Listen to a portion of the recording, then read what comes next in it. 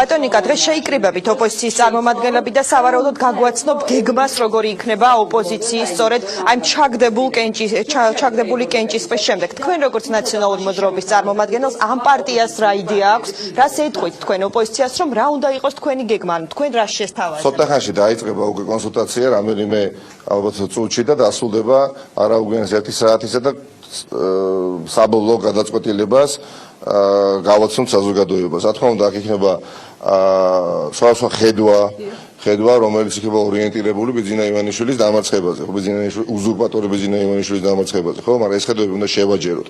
ფაქტი არის ერთი სასიამოვნო უკვე და მისასალმებელი, რომ ყველა თან ხვდებით, იმაზე რაზეც შესაძლებელია ვერ თან ხვდებოდით თვეების წინ, თუნდაც გასაკუთრებით წლების წინ, დღეს თან ხვდებით. თან ხვდებით, რასთან გვაქვს საქმე? გვაქვს კლასიკურ თაღლითთან საქმე, რომელმაც მიიტაცა სახელმწიფო, ხო? ეს არის უკვე უდაო საკითხი.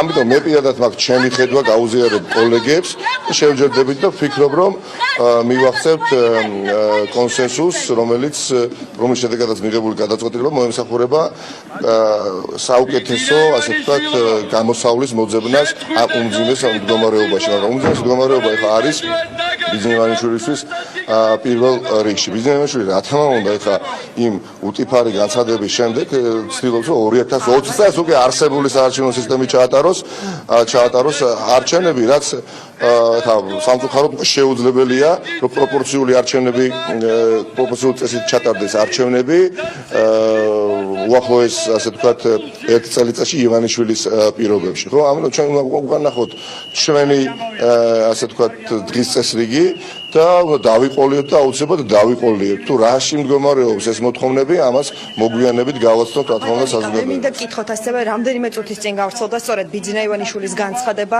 სადაც მან თქვა, რომ აი წუხვარ, იმედგაცრუებული ვარ, იმიტომ რომ ჩვენს ინიციატივას ხორცი ვერ შეესხა და ასევე ძალიან ვრცლად ისაუბრა მან იმ გზამდე, რა გზითაც მივიდა სწორედ ქართული ოცნება მინიმუმ კონსულტაციაზე, რომ პროპორციული სისტემით შეცვლილი იყოს.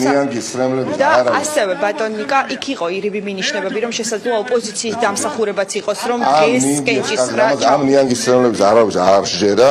ცინიზმის მწვერვალი იყო შემდეგი მოცემულობა, როდესაც თითქოს ის დეპუტატები ქართული ოცნებისა, რომლებიც უჭერდნენ მხარს ბიძინა ივანიშვილის ინიციატივას, ანუ ხმა უნდა მიეცათ პროექტისთვის, ისინი ტოვებენ უმრავლესობას და ის ადამიანები და ის დეპუტატები, რომლებიც თითქოს ეწინააღმდეგებოდნენ ბიძინა ივანიშვილს, ისინი არიან კვლავ იქ სადაც არიან, ხო?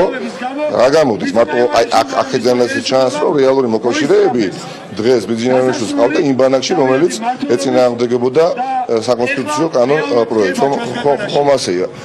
ამიტომ ხა ის პადაღებული საკითხი, რომ თითქოს ნაციონალური მოძრაობა და სხვა პარტიები იყვნენ წინააღმდეგი და ჩვენ გავაბრაზებთ თუ მაჟორიტარები, ამაზე უხერხულიც არის საუბარი. მთელი ამ 4 თვის განმავლობაში ბიძინა ივანიშვილი და მისი მეგობრები საუბრობდნენ, რომ თუკი ვინმეს არ აწყობს პროპორციული სისტემა, ეს არის ნაციონალური მოძრაობა, ხო? ახლა თულს ამბობდა და უყურესწორ 2 თვის განმავლობაში საპირისპირო გაცნობები რიგარეში არჩევნებზე. იყო ოპოზიციის მხრიდან განცხადებები, რომ სწორედ აი ამ ყველაფერს ემსახურებოდა ეს ივანიშვილის დაგმული სპექტაკლი, რომ მას სწორედ არსებული საარჩევნო სისტემის პირობებში რიგარეში არჩევნები. ახლა უნდა უკანახოთ ბიძინა ივანიშვილს ჩვენი დღის წესრიგით. ჩვენ მითითებებს მივცემთ ბიძინა ივანიშვილს. ჩვენ როდესაც ვამბობ გულისხმობ საზოგადოებას, იმიტომ რომ საზოგადოება არის მწარედ მოტყუებული, ცინიკურად მოტყუებული, წარმოგიდგენთ, ცინიკურად მოტყუებული არის საზოგადოება და საზოგადოებამ რა თქმა უნდა ეს ღირსება უნდა აღიდგინოს და აუცილებლად აღადგენს. სხვა გზა არ არსებობს, ეს ძალიან კარგად იცის ბიძინა ივანიშვილმა, ბიძინა ივანიშვილს აქვს უბრალოდ ეხა ერთადერთი რაღაცის იმედი ინეტულობის საზოგადოების, რასაც ვერ მიიღებს.